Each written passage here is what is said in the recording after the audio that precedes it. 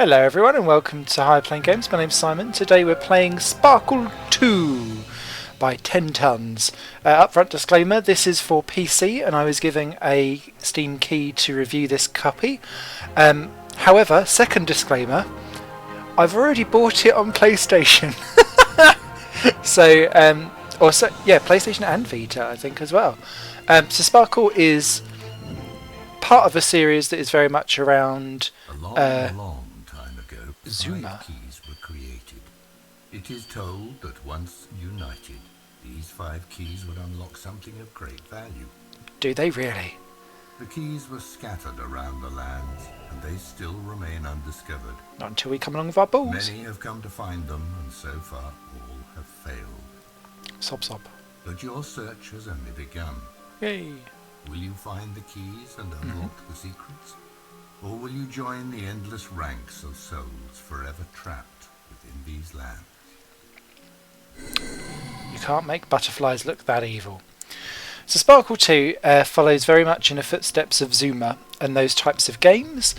Very, very simple. So you've got your mouse to move around. Will it work with the controller? No, it doesn't off the top of its hand. So you can move around with the thing and then you launch an orb and it will flicker pop.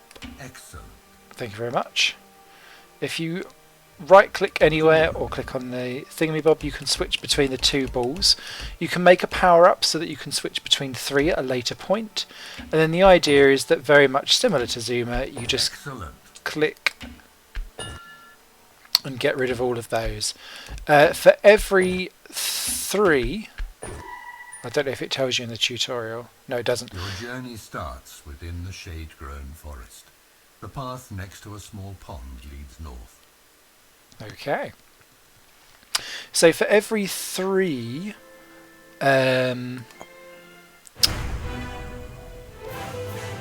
matches that you make in a row without losing something, it will then, if I just wait for that red to come around, click off a power up for you to hit.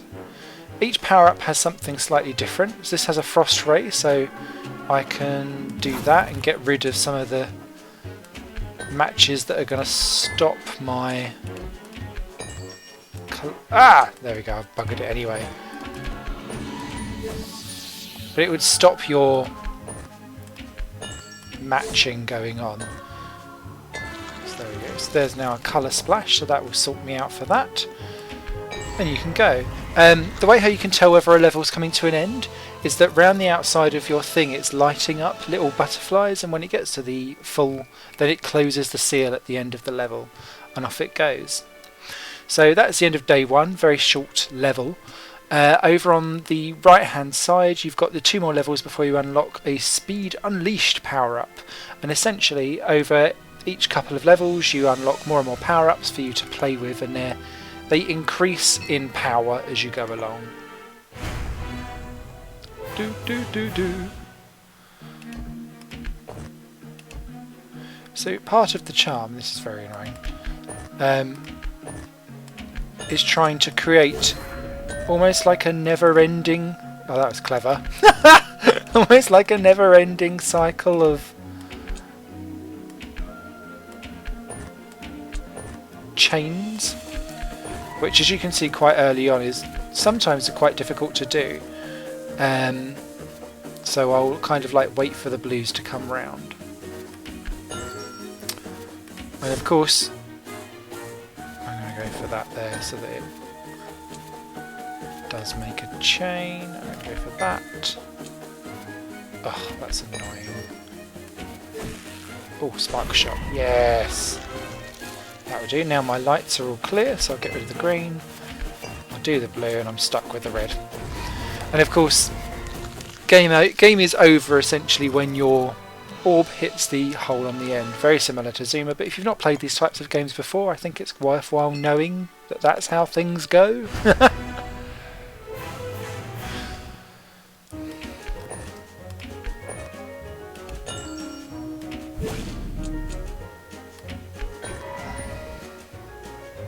So there's a really good mix of difficulty. I must say that the PS4 version and the PS Vita version both work really, really well by using the analog stick. I was surprised that this game is only really seemingly... No, that's clever. Just seemingly came to PC. I thought that it would already be on PC, but I'm glad that it is, because I think if people enjoy these types of games, this is probably one of the glossiest and nicest versions of them.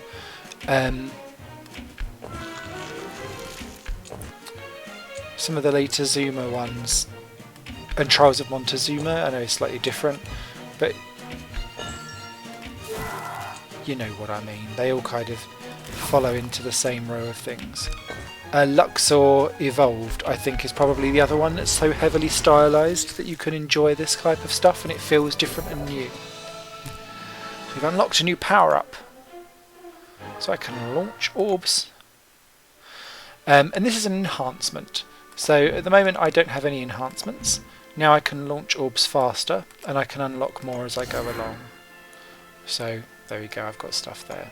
You can have it so that you can have like 4 things rotating round later on. Do do do do.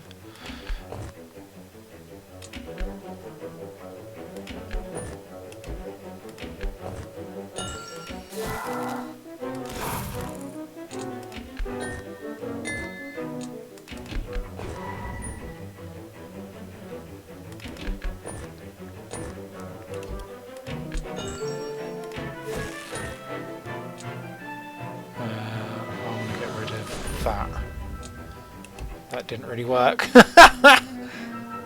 Never mind. I really like the music on this game as well. It's suspiciously Danny Elfman-like.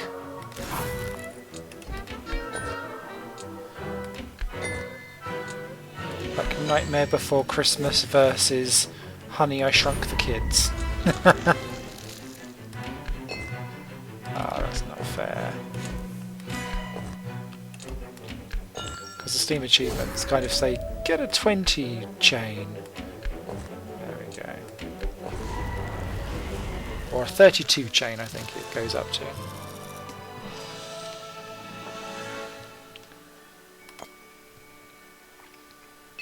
So I'm hoping we'll get a level 6. Yes, we will. So some levels have more than one hole. Bit like some slutty people, any hole is a goal. And the idea is that you can't really ignore one of the sides for too long.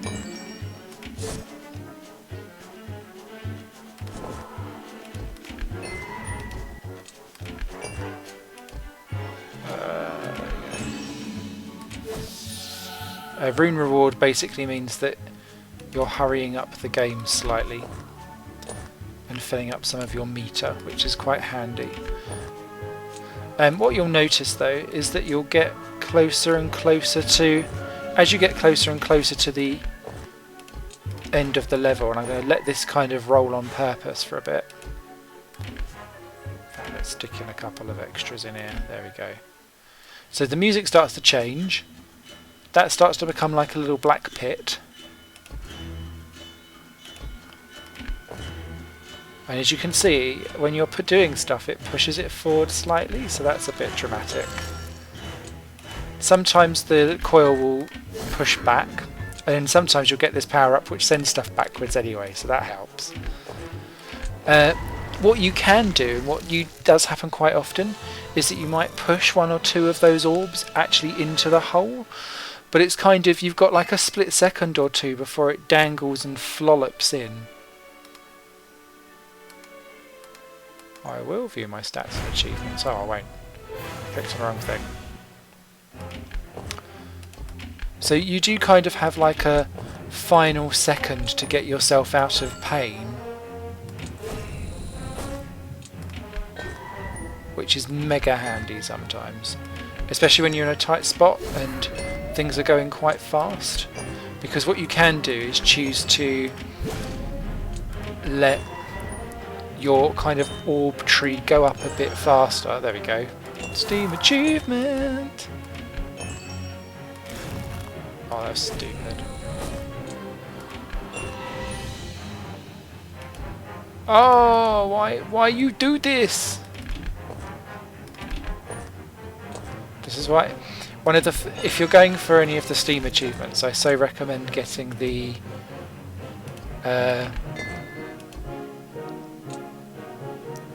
trio power up.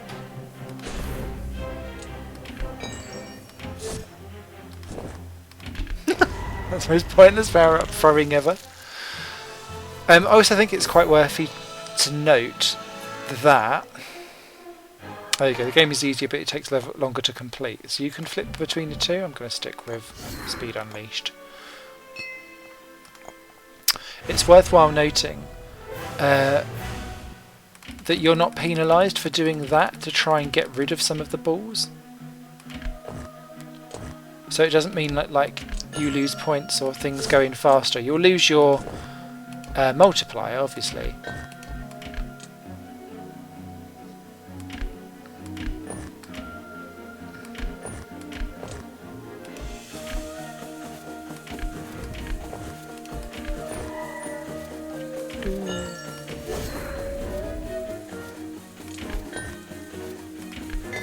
That wild orb does come in handy sometimes. Though not handy enough.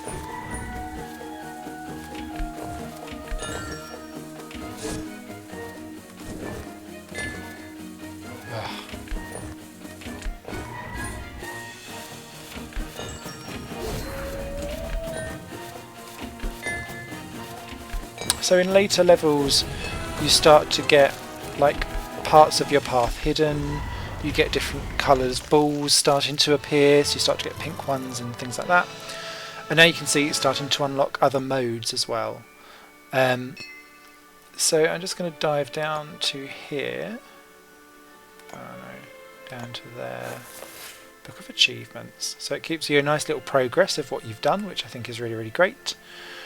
They're all of the Steam achievements or trophies. Are all these trophies on the game? I think it is. They are actually. So once you've completed quest once, you then get the hard mode and a nightmare mode. Things go quicker. There are more colours of things. It's more harsh, essentially. It looks at all of your power-ups and how you've won and lost on stages. Survival mode becomes a separate mode that you can then get, which is how long can you survive before it all falls flat. You also get like challenge mode as well, where you've got to complete things within certain times as well, which is quite interesting. But the main premise of the game always remains the same. It's pushing out the orbs and making sure that you can reach the end. It doesn't do anything at all to revolutionise that genre, but what Sparkle does, it does extremely well, and you can't really fault a game for doing that, especially when it's this type of genre. What more are you going to be wanting and asking for?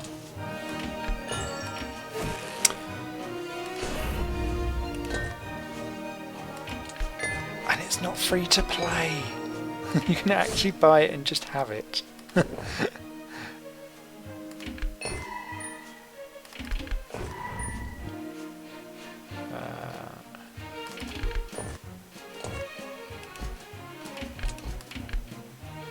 you can start to see how like things crossing across each other starting to take place now.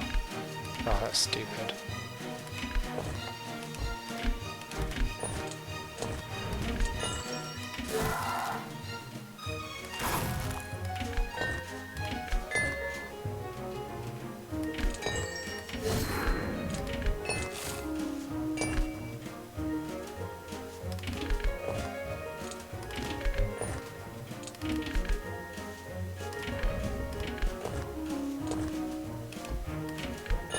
Oh yes, pro shots.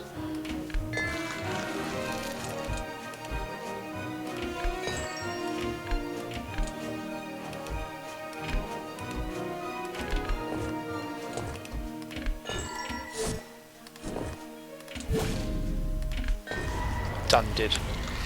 So that is Sparkle 2. It's available on Steam. We've already got it on PC.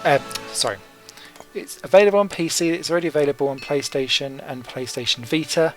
I'm nigh on certain it's probably also available elsewhere. on Xbox Live as well. Fantastic version of the game Zuma that we all know and love. 2 thumbs up from me if you love casual gaming, and it's great to just lose some of your time to it. So thank you very much for watching. I hope that was of use, and thank you so much to the 10 Tons for supplying the code for me to review this, even though I'd already bought it twice on other formats. So I clearly like it. I prefer this over Sparkle Unleashed. Sparkle Unleashed takes you to the bottom of the screen and you're going left to right and shooting stuff up.